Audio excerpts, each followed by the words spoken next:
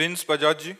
राधे राधे महाराज। राधे राधे महाराज जी। महाराज जी, इन्होंने थोड़ा सा लंबा चौड़ा लिखा है। सारांश में कह रहे हैं कि कुछ दिन पहले विदेश में एक कोई यूनिवर्सिटी है, उन्होंने प्रेम पर शोध किया और एमआरआई के द्वारा मतलब उसको अलग अलग इंसानों को डाला गया। उसमें पशु के प्रति उनका प्रेम, पति पत्नी का प्रेम, माता पिता का प्रेम, मित्र से प्रेम, अनजान व्यक्ति से प्रेम, दिमाग की कौन सी नसें सक्रिय हो जाती हैं, ऐसा वाला किया। ये इसलिए कर रहे थे कि इससे उनको डिप्रेशन में गए हुए इंसानों को शोध आदि के लिए ऐसा करें। महाराज जी, ये पूछना चाहते हैं कि आध्यात्मिक जगत में जिस हित यानी प्रेम की आप अक्सर चर्चा करते हैं वो इन सभी भौतिक जगत के प्रेम से भिन्न है, क्योंकि ये तो स्वतः ही आसक्ति में डालता नहीं बल्कि सभी आसक्तियों को काटने में समर्थ है। मेरा प्रश्न है कि क्या आध्यात्मिक जगत के प्रेम को भी भौतिक उपकरणों से जाना जा सकता है या नापा जा सकता है? क्या ये जानना हम आपसे पूछते हैं कि क्या ऐसे स्थूल शरीर कहते हैं, फिर सूक्ष्म शरीर है जिसमें मन आता है, बुद्धि आता है, चित्त आता है, अहंकार आता है, 5 ज्ञानेंद्रियां आती, 5 कर्मेंद्रियां आती। इंद्री का जो करण है जैसे आंख, पर आंख के अंदर जो नेत्रेंद्रिय है उसको कोई उपकरण पकड़ सका है आज तक? नेत्र का एक्सरा होगा, नेत्र का ऑपरेशन होगा, लेकिन नेत्रेंद्रिय का नहीं होगा ना। ऐसे ही मन का आज तक कोई एक्सरा कर पाया? Ultrasound, CT scan, MRI?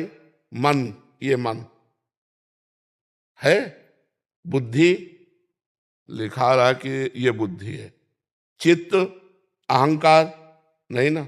मतलब सूक्ष्म शरीर में उपकरणों का प्रयोग नहीं है। फिर कारण शरीर, वहां की तो बात ही छोड़ दो। तीनों से परे प्रेम है तो कैसे पकड़ पाएगा? सूक्ष्म तरम जो प्रेम की परिभाषा है, उस सूक्ष्म तरम अनुभव स्वरूपम प्रक्षण वर्धमानम कामना रहितम, कैसे उसको पकड़ पाएगा? स्थूल यंत्र प्रेम को पकड़ पाएगा? नहीं नहीं नहीं नहीं नहीं, ऐसा नहीं है। प्रेम को पकड़ने के लिए स्वयं प्रेमी होना होगा। जब तक प्रेमी नहीं बनोगे तब तक प्रेम को नहीं पकड़ पाओगे। प्रेम स्थूल सूक्ष्म कारण तीनों का राग त्यागने पर तब भगवान से प्रेम होता है। ये तो शरीरों की आसक्ति से प्रेम थोड़ी कहते हैं। शरीरों की आसक्ति है तो शरीरों की आसक्ति में जो स्थूल शरीर में प्रभाव पड़ता है वो पकड़ रहे हैं। प्रेम तो स्थूल शरीर का जो भाव है उससे परे है। जब पांचों भूले देह शुद्धि, जब देह शुद्धि का विस्मरण होता है तब प्रेम जागृत होता है। अभी तो आनंद जो मिल रहा है भक्ति का, वो आनंद कोष से मिल रहा है, अभी भगवान से थोड़ी मिल रहा है। जो भगवदानंद एक बार जागृत होगा बढ़ता ही चला जाएगा, कभी घटेगा नहीं।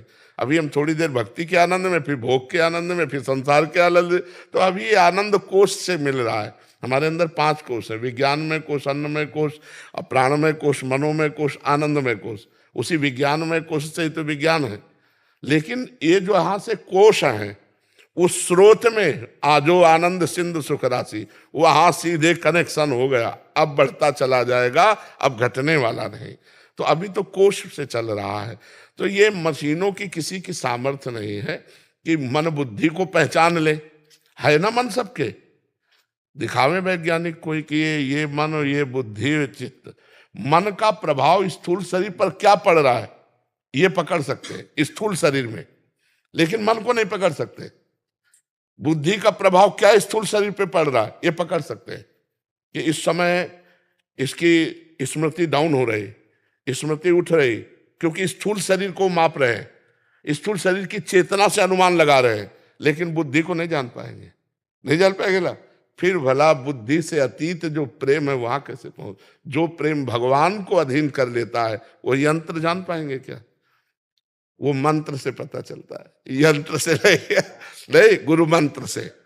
प्रेम गुरु मंत्र से पता चलता है, यंत्र से नहीं। आपको कहीं अमेरिका आदि में यंत्र कहीं मिले तो बताना हमको।